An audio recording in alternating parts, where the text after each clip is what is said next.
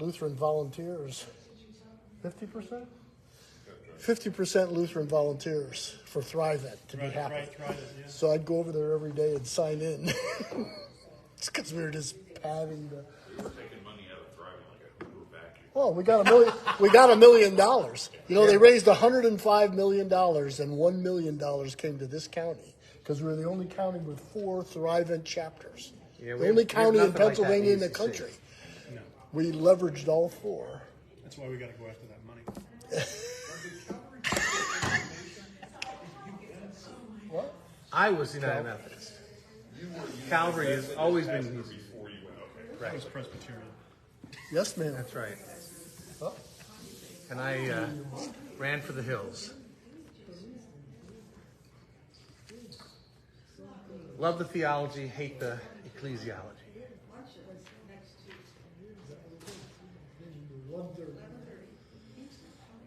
My wife wanted me to be United Methodist when I was in seminary because it was job security. But she wanted to go to grad school, and I said, okay, so here's the scenario. You're going to grad school at Temple. You're in your first year. I get a call from the district superintendent after charge conference, and they said, Bob, you're going to Podunk. It's 2 hours from here, but it's within our conference. I said, what do you think? She said, don't be United Methodist. That happened to us.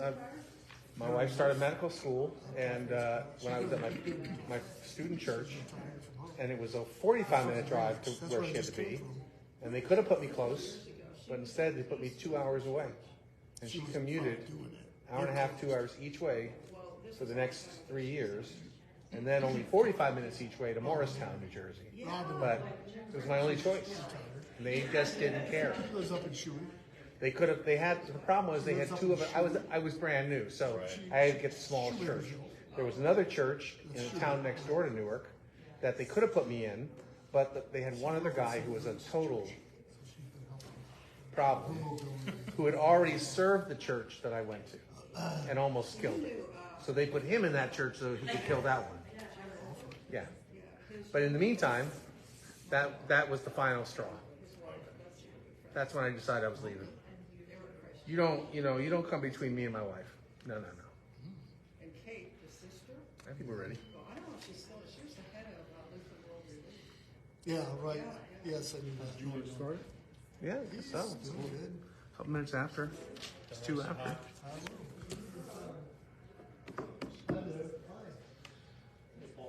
Hey, Paul, did you put your... Should I sit down here with you guys, or should I go sit? You can sit anywhere you want.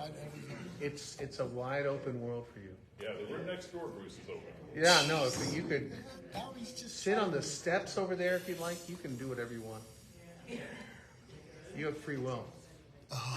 Yes, we do, because 506 years ago, the theologian of all time got that conversation started. Oh, the anti-Semite, yes. By the way, even as we're headed you're live, into you're this, live on Facebook. we're so headed into this Lutheran. I'm just saying you're live on Facebook. If I get called to order. Better not be. Yeah, you I are. didn't sign no release. No, I don't care. You've been released. Before this gets too heated. This is the microphone Well, I don't think you need a mic.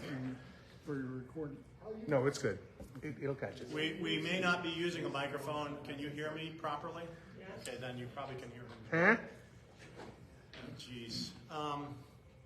So just a reminder, I think we've probably reminded everyone, but the parking kiosk out here, if you haven't put your license plate number in, please do so, or you will get a ticket. Also, we have baskets located on each side here for contributions. We do have some expenses, but it's not required of you to give any contributions, but it's appreciated if you do so. Also, I'll say it before Harry has to, the sign-in sheets, if you have not been receiving the emails, it's because you can't read your writing or because you haven't signed up. So if you have signed up and you're not getting the emails, put it down again so he can read it. And if you haven't signed up, we ask you to do so. Our purpose is to gather together in a setting where challenging and complex current cultural and religious faith issues are shared and discussed. We're not here to judge, but rather to create a safe space for significant conversation. Please be respectful of the views of others and the views that they express. There will be a presentation of 45 minutes or somewhere around there, whatever. And the remainder of our time will be used for questions and comments. I don't know that we're going to need Steve to do the microphone unless you have a problem with that. Someone has a weak voice or something, you might want to use it. Although we encourage a good conversation, please don't dominate the conversation to a point where others are unable to share their thoughts. Please raise your hand when it's time for you to speak, and either the microphone will point at you. be brought to you, or you can be acknowledged and raise your question or thought. We believe if we can hold to this format, everyone will leave here tonight enriched.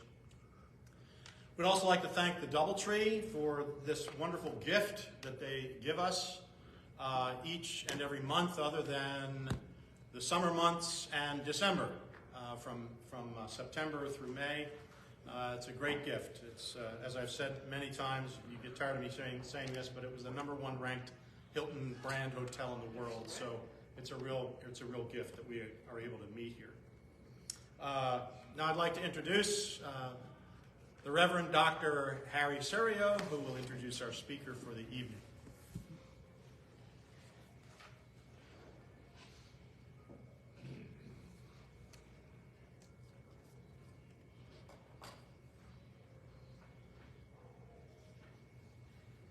Yeah, we assumed that the Phillies would have won last night, and that would have doubled our attendance probably.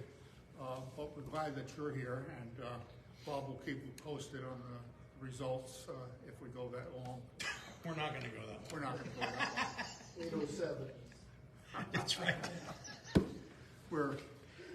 The issue that we have before us this evening is a very important one.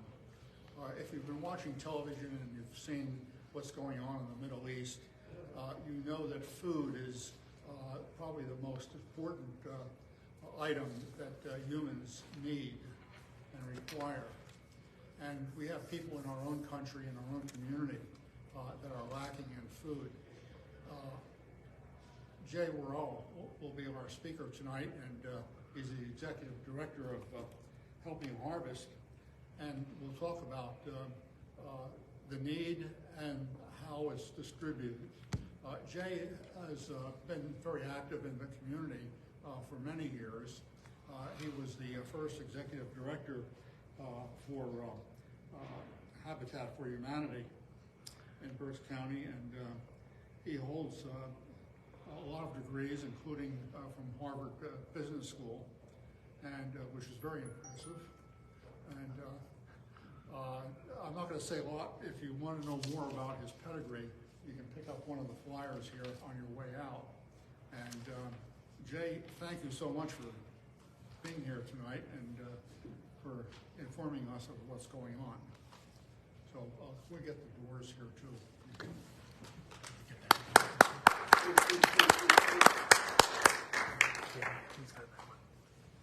Sit down, my pocket. We're really putting the speaker in tonight. Yes, yeah. Well, he gets paid a lot. Yeah. So thanks for having me here today. I'm very excited. I want to tell you a little bit about what a food bank does, what Helping Harvest is, who we serve. I want to tell you a little bit about how we get food, a little bit about who our clients are that we serve. And some people may know that food insecurity has changed a lot over the last few years. So I'll talk with you a little bit about how things have changed and some things that we at Helping Harvest are looking to do to sort of better respond to food insecurity in our community.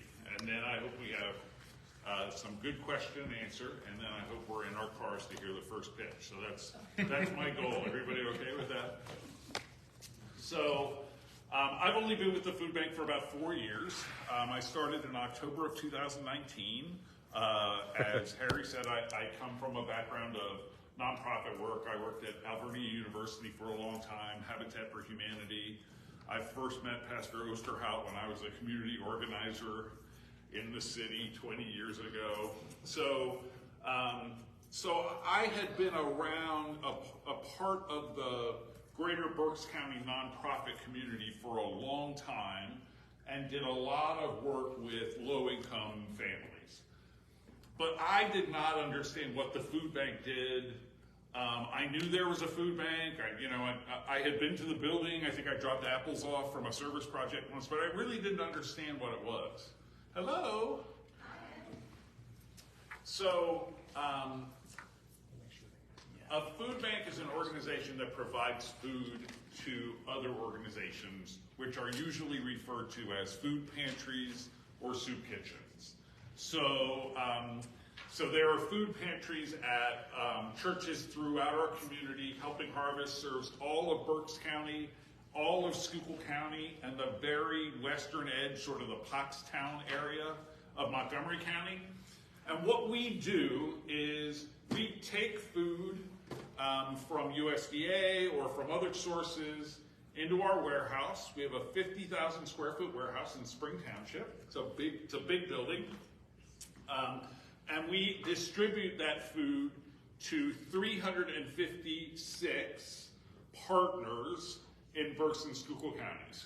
Those partners are primarily, I shouldn't say primarily, the plurality of those partners are church pantries. So we have more traditional sort of church food pantries in our distribution area as anything else.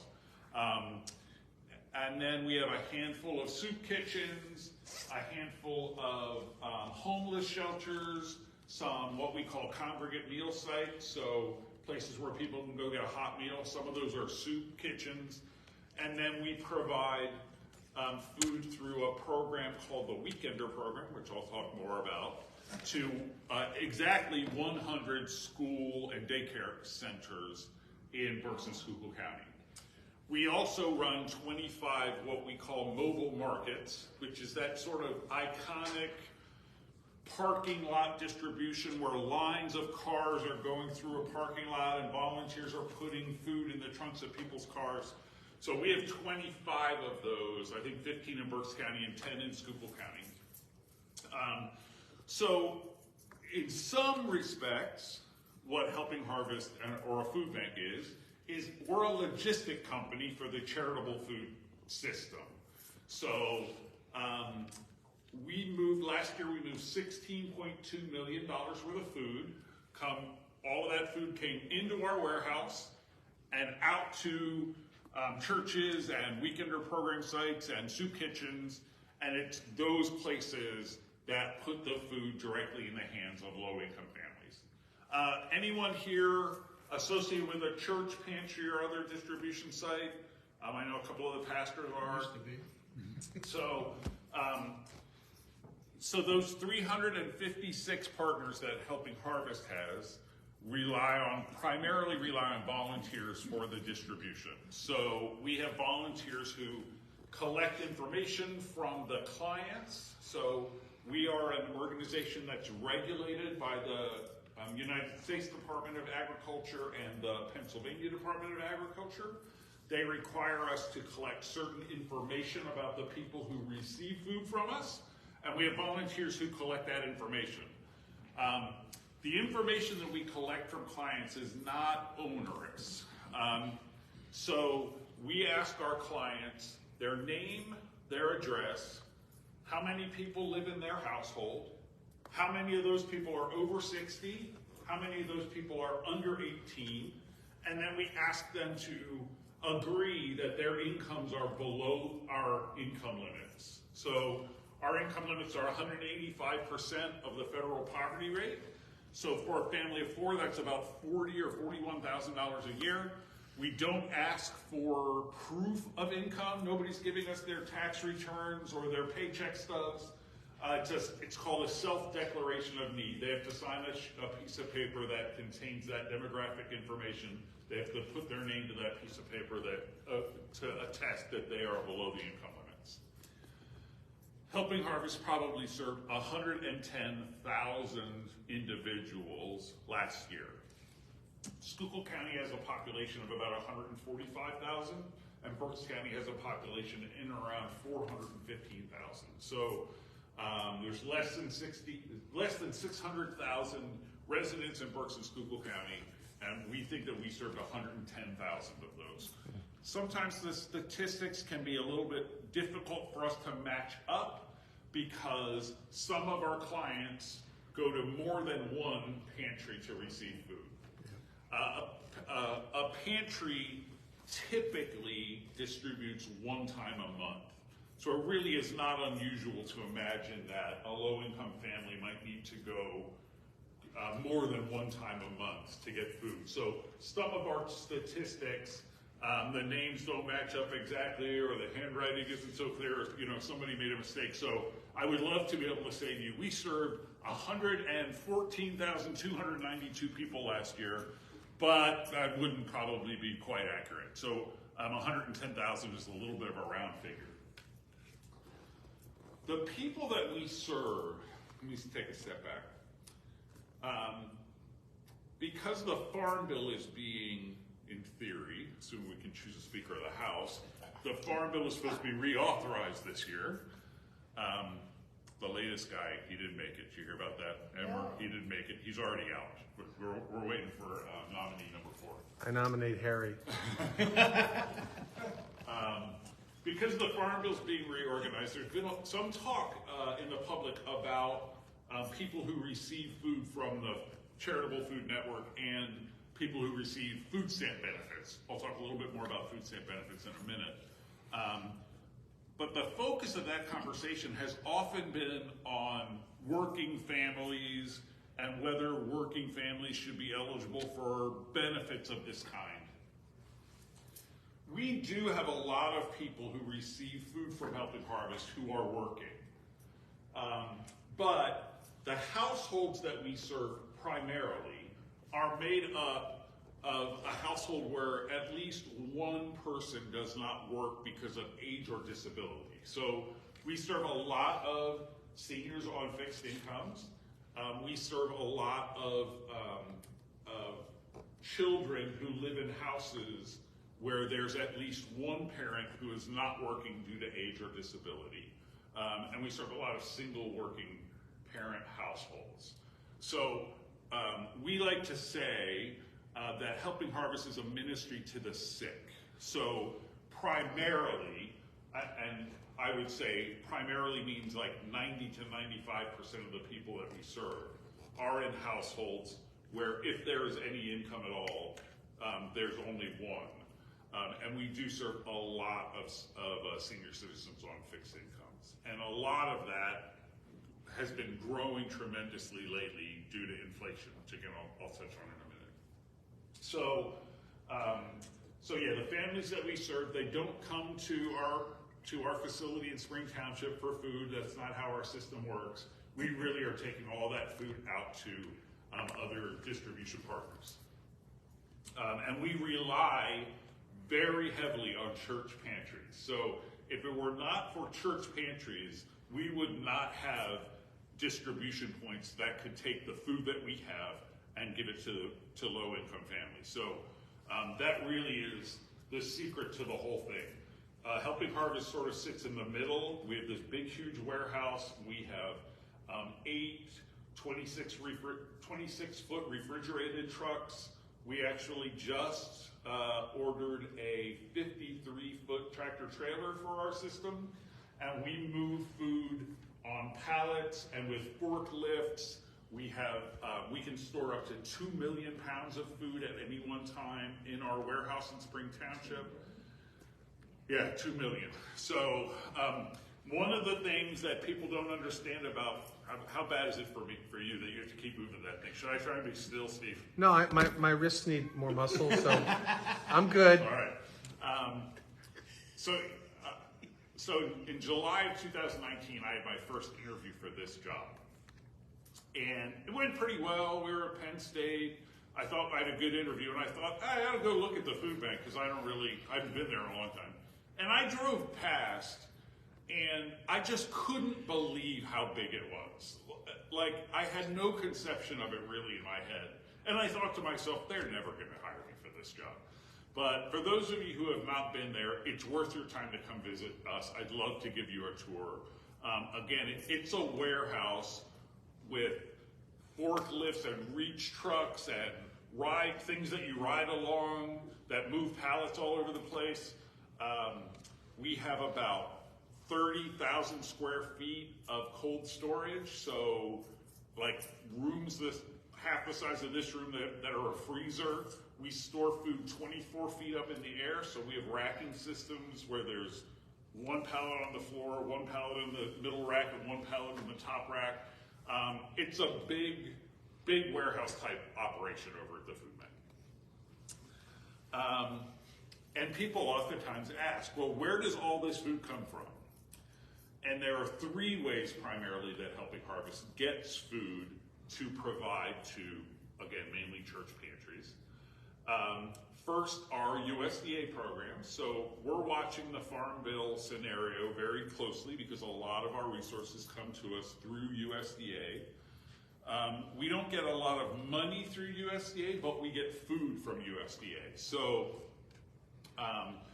USDA will purchase huge quantities of the same product, and food banks, it gets distributed to food banks according to our population and the sort of economic qualities in the population. So poorer areas get more food than more wealthy areas do.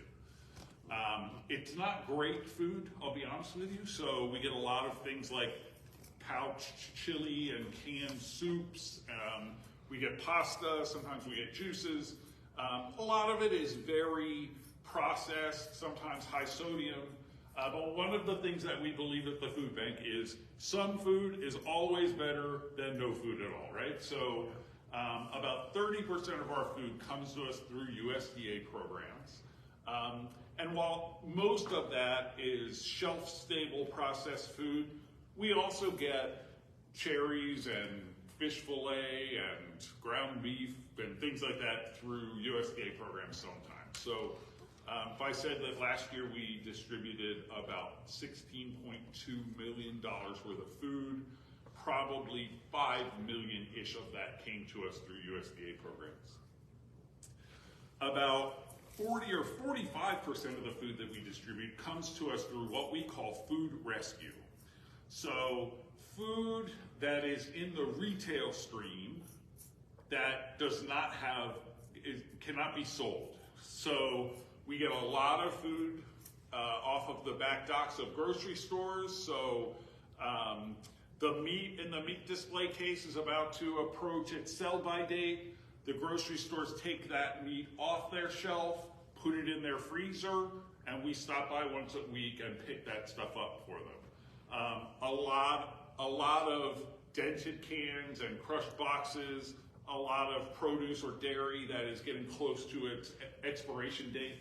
And then sometimes when we're lucky, Giant will decide we're not going to carry Dole vegetables anymore, we're going to carry Del Monte vegetables, and they'll give us all the Dole stuff. So we have trucks. Our trucks every day, when they go out and make their morning deliveries, they're stopping at grocery stores and distribution centers on their way back to the warehouse and picking up food rescue. We also get food rescue on a little bit larger scale. So there are a few food distribution warehouses in our service territory. Most of them are just north of Pottsville. There's a large warehouse complex up there that has a Wegmans distribution center, a Walmart distribution center, Big Lots has a distribution center there, Dollar General, and we get larger quantities of products from those places. So they may have a whole skid of Cheez-Its that is getting close to its sell-by date, or products that have, they've changed the label or they're not carrying this anymore. Wegmans, we love Wegmans in the food banking industry. We love it for the same reason everybody else does. So Wegmans has a very high bar on what their produce looks like. So honestly, they will have a truckload of grapes show up, back up into their dock. Their guy will open the door, see a grape he doesn't like, close the door, and say we don't want it.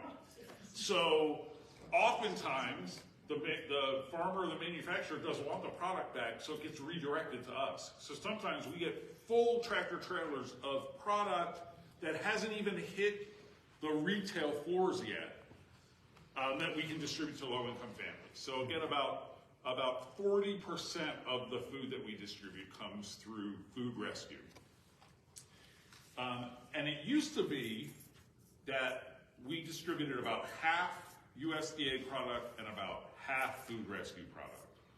But I said now we're doing about 30% USDA and 40% food rescue. And that's because we're purchasing food at volumes that we have never done before. So I said at the beginning that that food insecurity rates have gone dramatically up over the last couple of years. So I'm going to throw a few numbers at you. Just sort of pay attention, see if you can catch all this. So I said that last year we did $16.2 million worth of food at Helping Harvest. 2019, the year that I started, we did $8.7 million worth of food at Helping Harvest. So we're just about double our volume 4 years ago.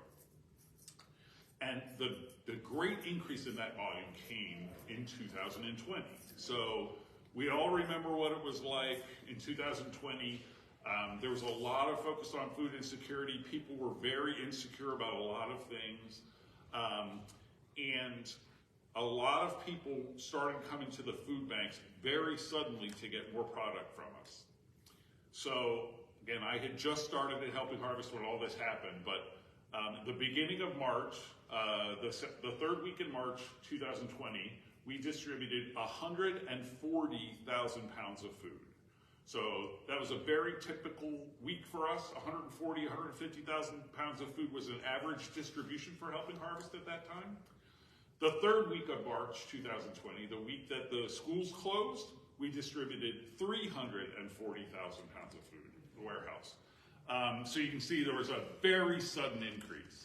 It was a big challenge for us because we had the same number of trucks to distribute 340,000 pounds that we had when we were doing 140,000 pounds. The same number of forklifts in the warehouse, the same number of guys working in there. So it was very hectic. But we thought, and everybody thought, that we were facing a temporary food insecurity crisis. That if we could get through 5 or 6 months, we would see food insecurity levels and demand on our system go back to previous levels. And that's what we got wrong. So I said we did $8.7 million worth of food in 2019. We did $11.6 million worth of food in 2020. We did $16 million worth of food last year. So the numbers are still going up. Some of the reason that the numbers are going up that way is because of inflation, which hits us 2 ways. Inflation drives more people to need more food from us, and it makes that food more expensive at the same time. So we are distributing many, many more pounds of food than we had before. We don't like to use pounds a lot because a gallon of milk and a box of cereal don't weigh the same thing.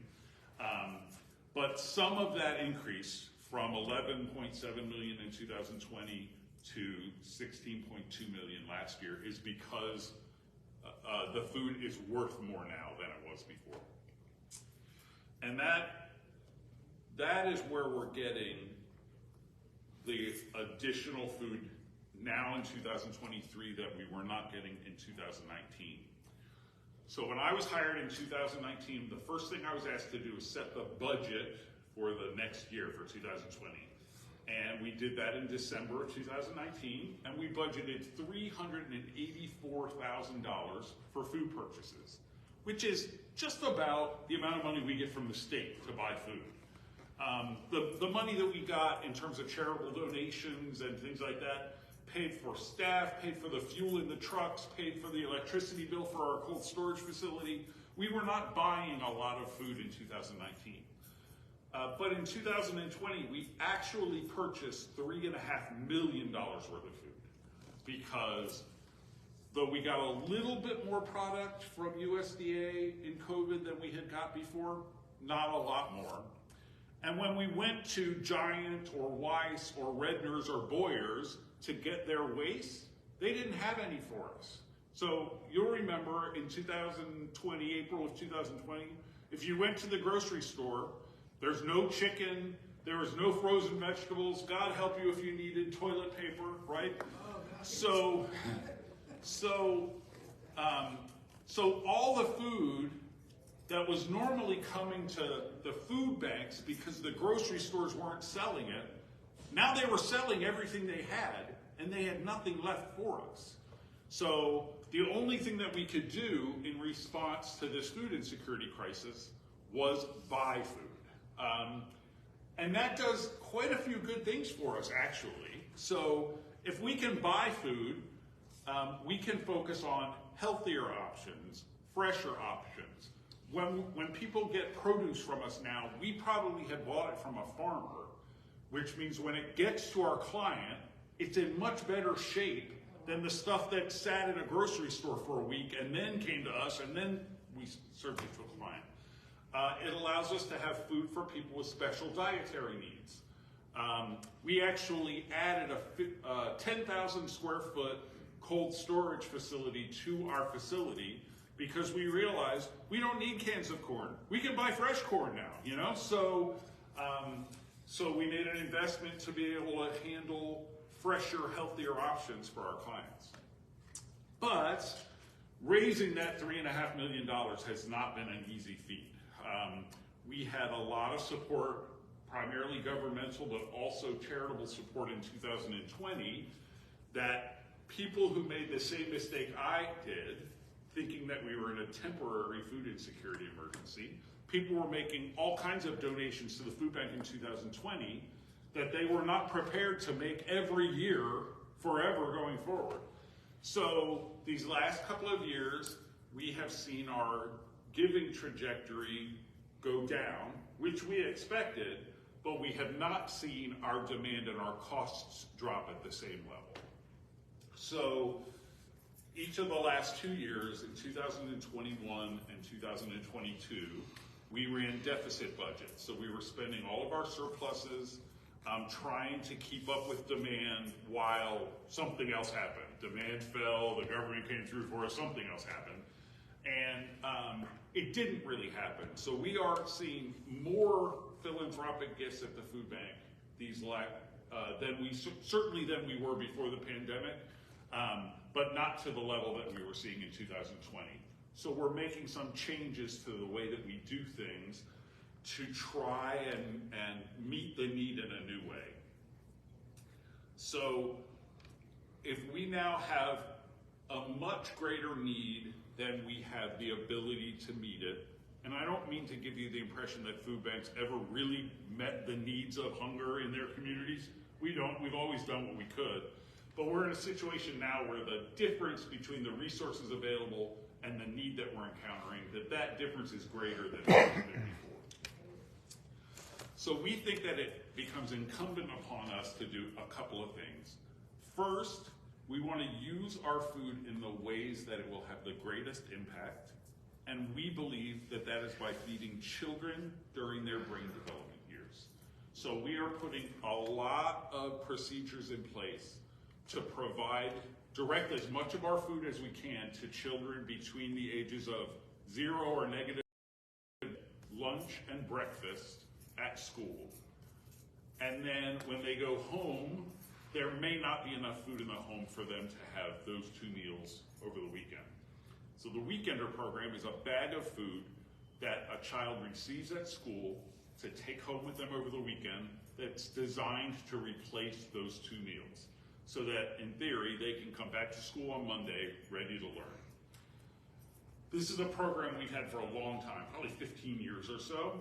In 2020, we were providing 1,500 bags to children in Berks and Schuylkill County every week. Now we are providing 4,500 bags to children every week. So we have tripled the size of this program. And that program, the packaging and nutritional profile of the food is pretty important. So it's typically not food that we get from USDA and not food that we get through Food Rescue. We're purchasing almost all of that food. Cost about $1.2 million this year.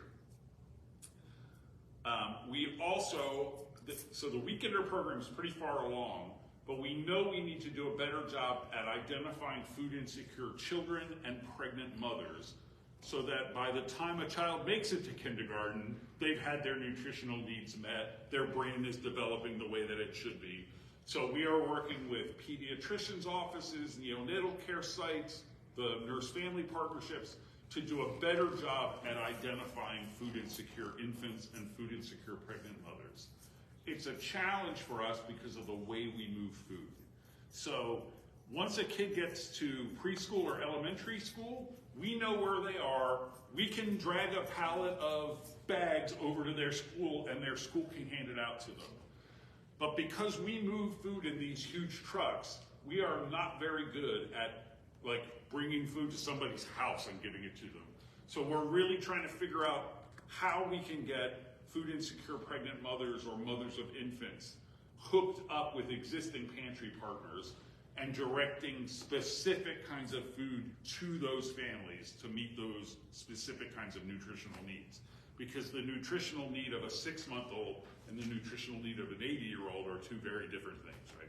So the senior box program, though, does target those 2,000 seniors in the county in specific areas. Yep, so one of the things that we've decided to do is change the way that we serve seniors too.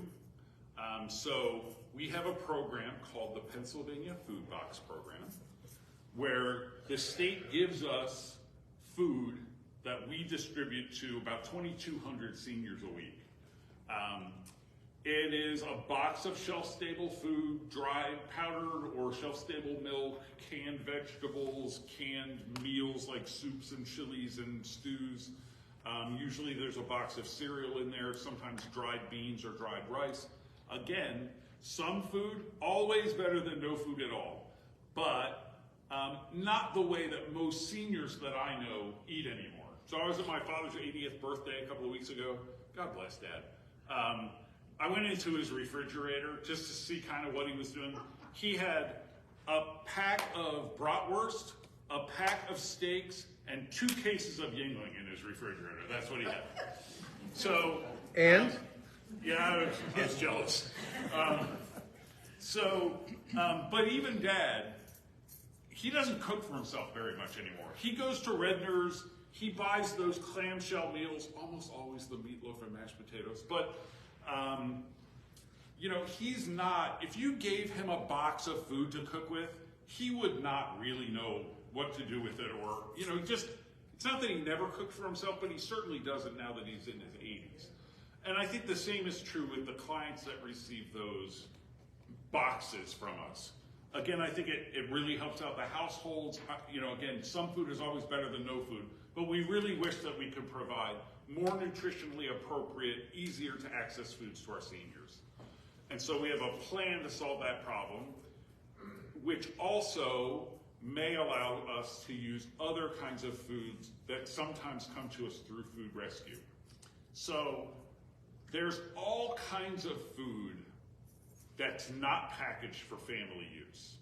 So if we at the food bank receive a 50-pound box of chicken where inside that box is 1 bag full of frozen boneless chicken breasts, the hotel loves those boxes of chicken. But we have very little we can do with it. Most of our clients can't store that much chicken.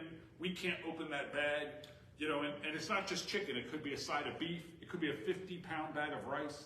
We've gotten 5-gallon buckets of heavy mayonnaise in the food bank before. Again, we can't distribute that to most of our partners, and so we don't want it. We don't ask for it. We don't look for it. If you were to call us today and say, we've got 20 skids of 40-pound bags of rice, we would wish you good luck. We don't know what we can do with that stuff. So we are in the process of creating a commercial kitchen where we will take product of that kind that's donated to us and turn it into heat and eat ready meals. primarily designed to serve seniors better. We think that this will do a lot for us. The way that we're organizing this is that we will hire chef trainers who will provide culinary arts training to people coming from prison or recovery programs, or people with intellectual disabilities, or people in unemployment programs regularly. And as these people are getting culinary arts training, they will be turning those sides of beef and 50-pound bags of rice into pepper beef stir fry, and we'll freeze it and distribute it to seniors through our pantry system. We are very close to getting this done. The location is next to the Goggle Works on Washington Street in the city. We think that we'll have this open before the end of 2024. And again, should allow us to access more food. So all of those cases of chicken and sides of beef that we don't know where they're going now, hopefully can come to the food bank. And it should allow us to provide a more nutritious meal option to our clients. How will that interact with Meals on Wheels? So it probably won't very much. So Meals on Wheels, in order to be a Meals on Wheels recipient, somebody has to identify that you can't cook for yourself. So the clients that we serve usually are not Meals on Wheels clients. Sometimes we give bags of fruit to the Office of Aging that they distribute to people who receive Meals on Wheels so that they have a healthier food option. So the only way that we might participate then in the Meals on Wheels program is it might be that we would create those meals. So Meals on Wheels contracts are held primarily by for-profit corporations. And if we could create a more affordable, healthier option for Meals on Wheels clients, we might consider bidding on those contracts. Yes, Yeah, when you were just talking about, I can't remember what you called it, making the smaller meals out of the, Yep. Heat and eat ready meals, we call them. all right, what is it? Well, you can call them TV dinners, but heat and eat ready meals. We're imagining frozen things that get thrown in the microwave. All right, now you pay these people that work there, right? Yes, we would pay the staff. All right, had you thought about Claire House as a possibility for? Claire House receives food from us Yeah, I'm already. sure they do, but I mean, as far as working there. Oh, you mean getting culinary arts training or similar? I had not thought about that, but we'd love to talk to them. Yeah, about good, that. okay, Yeah. great. I was at Alvernia when Claire House was formed, so of course we're a very close organization. Oh, absolutely, yeah. Other questions? Yes, sir. So, we have these images of soup lines, bread lines, from the Depression and all that. Yep. But when did, if you know, when did these kinds of programs, food banks, start in this country? So I think they started probably in the 70s. Helping Harvest Food Bank was founded in 1983. In fact, we just had our 40th anniversary celebration in the big room down the hall last week, or week before last, I guess I should say. So I would think there are 200, so we are a Feeding America food bank. Feeding America is an organization that has agreements with major retailers, and essentially, a Feeding America food bank is one that has a guarantee to those food donors that we will handle their food safely. So we have a pretty high bar of sanitation in our warehouse. All of our workers have to be food safety trained. We go through an inspection every other year on our facility, which is the same level of inspection giant warehouses and renters warehouses, all those kinds of things go. And so there are 200 of those food banks in the country.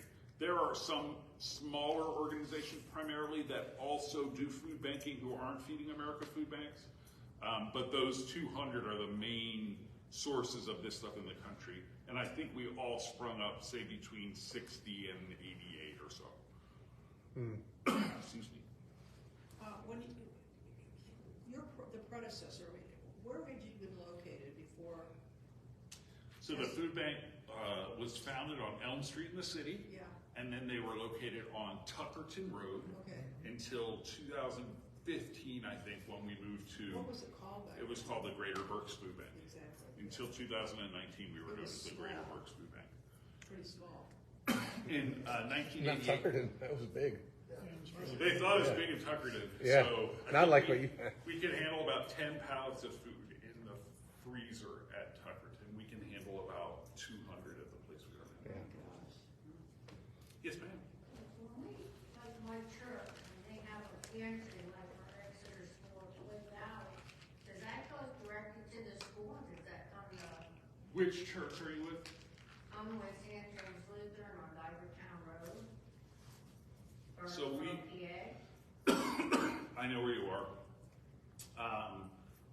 We don't have a pantry there. I'm trying to think of what pantries are near there. The food that you collect may go to another pantry, so there's an Exeter area food pantry, there's a pantry at Exeter Bible. Yeah, they have different names. You know, like we'll have a pantry for the month of this, or, you know, now we just have for ARL for dogs and cats. Right, right. and food. But we bring, you know, spaghettis in, spaghetti sauce, dry goods, cereal, toilet paper in that, and I guess then it would be like Twin Valley pantry or this pantry. and- There is a Twin Valley. I was wondering, it doesn't come to Harvest, because I know we also have for Harvest that we gave donations for, but we do have the pantries that every month there's something different. We're just a small church, but yet they really do a lot. Yeah, actually, I think I remember your church building a shed for us when I was at Habitat for Humanity. I think that's right. But yeah, so most of the pantries that you're talking about will also receive food from Helping Harvest. Most pantries receive food from other places besides Helping Harvest too, although they probably get 80 to 90% of the food they distribute from us. But oftentimes churches are collecting for other pantries, or they have a relationship with a grocery store in their community where they're getting some of that product. But that's what I would guess. Like the Twin Valley Pantry for sure is one that we provide food to also. I want to let people know who are online. If you have a question, just type it in and I'll read it out to Jay. Do you benefit most from financial contributions or product? Financial contributions. Thought so. So I'll say it this way. The math doesn't work anymore because of inflation, but I used to say, if you took $1 and went to Redner's and bought 2 cans of corn and gave it to us, we'd have 2 cans of corn, which is great, and we'll give it to a low-income family. But if you gave us the $1, we might get 4 or 5 cans of corn, because they give you a good deal on corn when you buy a whole tractor trailer load at the same time. Right. Or USDA may have just dropped 20 skids of corn on us, and what we really need is milk or diesel fuel to get the food where it needs to go, or whatever. So in both ways, financial donations go farther. We have a unique relationship with food drives. So we love food drives, especially where they involve children. But large food drives, oftentimes we get a lot of expired product that has to go through. It can be kind of labor intensive. And so most of our food drives now are directed right at the weekender program. So we give churches or schools or whoever's doing the food drive a very specific list of foods to buy for us, which means we're not getting the can of asparagus from the back of the pantry that never got opened. Again, when people give us food, the food goes to people who need it, and that's a great thing to do. But probably we can do more with the money. Yeah, I thought so. Thank you. What do you do with the, when the food is at its sell-by date? Does it get thrown out? What? Sometimes. So food dating is a very complex thing for us because an expiration date on yogurt is not the same thing as a sell-by date on a case of water. So there's all kinds of different dates in the system: sell-by, best by, used by, expiration dates. Is it killed by though? Where's the one? Yeah, we don't have killed I would by. say, it doesn't say killed by. So, like milk, for example. The sell-by date on milk is the date on which the USDA expects it needs to leave the store and land in somebody's refrigerator. It is still safe to consume for, the USDA suggests, 8 days after its expiration date. So we will continue to distribute milk 5 days after its expiration date. You know, and then there's things like, honestly, if there's a sell-by date on a can of tuna fish, it doesn't mean anything. So canned food, we really don't examine closely for expiration dates because the things that can happen to canned food affect their quantity, or their quality, not their safety. So an old can of chili may be just as good as when it was first canned. It may be stale, but it's unlikely to be unhealthy or unsafe to consume. Yeah, so the biggest problem we have is with meats. So meats have a use or freeze by date on them. It's all frozen, and we have a lot of frozen storage capacity in our warehouse. But it may get frozen at the grocery store, then we get it 4 or 5 days later, it goes into our freezer, and maybe we're not distributing it for a few weeks. So a lot of our clients are receiving meat where the use by date is expired, and are not comfortable eating it themselves. So one of our most common phone calls that we field are clients who are like, why did you give me this chicken that expired 2 weeks ago? And we have to say, well, it's been frozen ever since then. It's not degrading. It's safe to consume. So, but the food dating thing is a big hassle for us. We would prefer that there be a date, the same kind of date on every package, but it just doesn't work out that way. How does this food bank here compare in size to others in the state of Pennsylvania? We're middle of the road. There are 3 that are pretty substantially larger than us. Central PA Food Bank moves about 50,000 pounds of food a year. I'm sorry, 50 million pounds of food a year. Phil Abundance and Greater Pittsburgh are also pretty large. And then there are many that are smaller than us also. Yes, ma'am. I just have a little thing when you say about the milk. I have a grandson, borderline autism, 26. I live underneath. He is so funny about the milk expiration date. I can't tell him. I said, if it doesn't smell sour, Austin, you can drink it. But it says Mom, and we go through that all the time. Yeah. It will sit there. I don't drink a lot of milk because the expiration date says, and in his mind, that's it. I believe it. It's funny but not funny, but that's how he looks at it. That's what it says. Yeah. Yeah. And, you know, again, most products that have dates on them, they're not related to when they could be safely consumed. Yeah.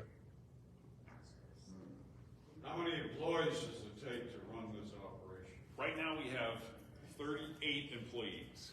So we came into 2020 with 22, and we have 38 now. About 2/3 of those are guys, primarily guys, who work either in the warehouse or drive trucks for us. And then the remainder of us, you know, are in the office. This is not an anti-immigrant or refugee question at all, but I'm curious why there's so many, it's gone up so high from, you know, how whenever this was started. So I think there's, there's 2 reasons. Okay. So, and I don't think they're related to immigration, although immigration may play a role in it. So first, inflation is just crushing everybody. You know, so people came to the food bank in 2020 the same reason that we went to the grocery stores and cleaned out the shelves. We were all insecure. We were trying to provide for our families. And so, you know, those of us who were going to the grocery store bought way more than we normally would have, and more people were coming to the food banks for support than ever before. Those people now are dealing with much higher prices, not just for food, but for housing, for gas, for utilities. And so if they didn't have enough money beforehand, they really don't have enough money now. But even more than that, I think, one of the effects of all of us hearing so much more about food insecurity is that we think about food insecurity differently than we used to. So I'm a guy who When I was a kid, not often, but sometimes, my parents would get food from a food pantry from the Catholic church where I grew up. And when Mom went to the church and brought home food, Dad would not be happy. He would be quite upset, actually. And I don't know if you call that pride or you call that shame, but whatever that is, the focus on food insecurity in 2020 has reduced the stigma of getting food from a food pantry. I think that's a good thing because I feel that there are children who are more likely to go to bed fed because their parents are not as ashamed or too prideful to get food from a food pantry. But plus, you can drive through with your car. yeah, there's something you you not can get drive out through of with the your car, and you're more anonymous than if you're walking up the street and going. That's true. But so I think the biggest break on the charitable food system was the stigma associated with it. That's still there, but I do think it's a little bit less now than it was 4 years ago. Well, another thing how many nationalities do you think there are in the Reading School District? A lot, countless. Well, a couple of years ago they thought 45. This year they think 60. Wow. Different nationalities, languages in the Reading School District. And that affects food, because the rest of the world likes to eat goats, not beef, Yeah. right? The rest of the world eats differently than we eat. So I know we're getting close to the end of our time, or at least I think we are. You know, you can't serve two gods, Bob. Just baseball. I'm just talking about your baseball now. That's why I choose baseball. Yeah. It's, I mean, the reason I ask is I just think about when I was a kid and we usually didn't have enough. And we didn't have these opportunities. We didn't have places to go. And there was a level of shame, you know, when the food stamps were actually food stamps. I mean, they were, you know, my mom would tear them off and pay for stuff. Yeah. It was embarrassing. Yeah. Now it doesn't. Now I could imagine that's good and bad, right? I mean, for me, the embarrassment of that was motivation to never let that happen to me in my life. On the other hand, we ate. Yeah. And I do think that motivation is important. I do also think that some of the political directive to reduce spending on food insecurity affects children who are not yet able to make those decisions on their own. Right. And so if we could come up with a system where we could just make sure that every child was fed and maybe every senior on fixed incomes was fed and maybe everybody with a disability who can't work was fed, we would be a lot better off than we are now, because the policies that we have now are pretty restrictive. I do want to mention one thing. You mentioned food stamps. Food stamps are now mostly referred to as SNAP benefits. And we have a program with 2 bilingual women at the food bank who all they do is help people sign up for food stamp benefits. The application process is quite onerous and a little bit ridiculous. So I'll tell you, when I was at Alvernia, we employed 4 women through the VISTA program. Actually, I think we had 2 guys out of 40 VISTAs. All 4 of them were paid the federal poverty rate. All 4 of them were the same age. All 4 of them had the same household size. All 4 of them would apply for food stamp benefits, and invariably, every year, 2 of them would be approved and 2 of them would be rejected. So there's a lot of erroneous rejection that happens in food stamp applications, and it's a big faceless system, and people give up pretty easily, especially if they have a language barrier. So we don't have any grant funds for this or anything, but we employ 2 women, bilingual, who all they do is help people sign up for food stamps, and they actually have the ability to tap into the state approval system so that they can identify what the problem is, why their application was rejected. And so that's just an investment that we make, because the more food people can get from the food stamp program, the less they should need from us. And much better for people to go to the grocery store and buy the stuff that they and their family eat, because, you know, when Bruce is putting food in the trunk of somebody's car in a line, if you're putting a ham in the back of somebody's car and they're a Muslim family, you probably haven't helped them a lot. But maybe they can get, if they prefer goat, maybe they can get that at some of the grocery stores, right? Well, since this is Spirit on Tap, and we know that Jesus said, feed the hungry, it is a huge connection for the Christian faith for someone to help in this food system of pantries. It's a huge growth in faith connection. As someone who serves, I have 3 congregations in the city, all of them have food pantries. And some of the most committed, faithful people recruit others to help with that, because it is a hands-on experience of helping others. That's a huge thing for all the faiths to talk about, because that's how you reach out in love to others. So just even volunteering at the food bank, which you can do Monday through Friday. I tell people, don't even join a gym. Just go do food ministry, wherever it is.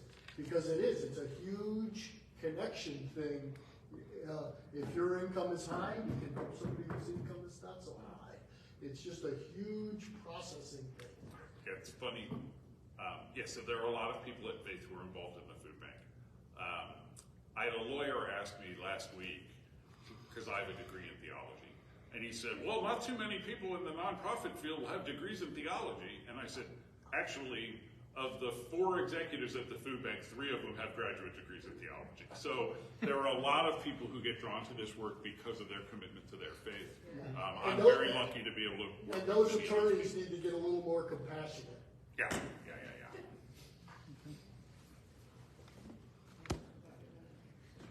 Yes, ma'am. Just a little thing. We live at the Heritage at Green Hill. Uh-huh. in Tarleton. And this wonderful lady, Jean Smith, a couple months ago, I think it was, said to our spiritual life committee, we don't have a chaplain, there's a secular community, but they have us. And we have twice a month services, some people here are part of. And she said, can't we start making a collection every time we have a service? Yeah. And our little congregation, just about everybody participates in that. Wow. And we've been sending checks off to you guys. Oh, that's Yeah. great. They're Thank not you. big, but They add up. they add up, yeah. I just wanted you to know. Thank you. Yeah. That's wonderful. Yeah. And it's because of her. See, a woman of faith. Oh, we all are, but Well, thank you. she's extra special. Wonderful.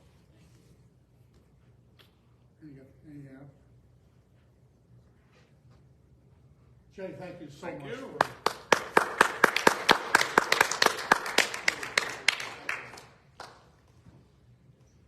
You have provided us with some very essential information, and we're very grateful for that. There are a lot of things that I didn't know.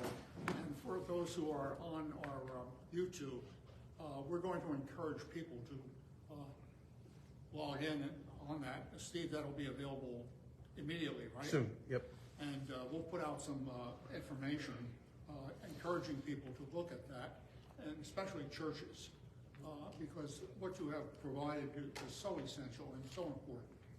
And we want to encourage people also to contribute to Helping Harvest as well. So thank you so much for being here and doing it. We have a small group here, but we'll have a larger audience out there on the network. And now, Steve, do you want to tell us about next month? Yeah, next month, Mike Toledo is going to be with us. He's going to be talking about immigration, some of the spiritual aspects of that as well, and some of the work that they do at Centro Hispano. If you haven't been to Centro Hispano recently, in the last couple of years, they have moved into a large space across from the IMAX movie theater and right near the Goggle Works, where there used to be Panavino used to be there. And they feed, I don't know, a whole lot of people during the week and do all kinds of amazing programs. So he's going to be here, and that is going to be the last Tuesday, the Tuesday after Thanksgiving, correct? Or is it the 21st? No, It's the 21st. 21st. I keep getting that. We had it 28th. it'll be the 21st, right before Thanksgiving. Right. If you're not on our mailing list, we send out information about that, yes. I've always gotten your email. We've been coming 2-3 years. I mean, we come to a lot of them. She's put hers down a few times I'll get them, but I haven't gotten them this time. We saw you up at Doc and Bubba's, or else we would've known. See me afterwards and I'll make sure that we get the right spelling and get it I've always correct. gotten them, but I didn't see here. Because we do a lot of things and that's important. In January, our program will be on autism. And Claire Mahara will be here to talk about that.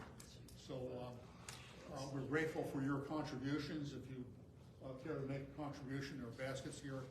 And please, if you're not getting the information, the emails, put your email address on the form here. Bob, Steve, anything else you want to say? Okay. Thank you again, and Jay, wonderful, thank you. Thanks. Thanks, Jay.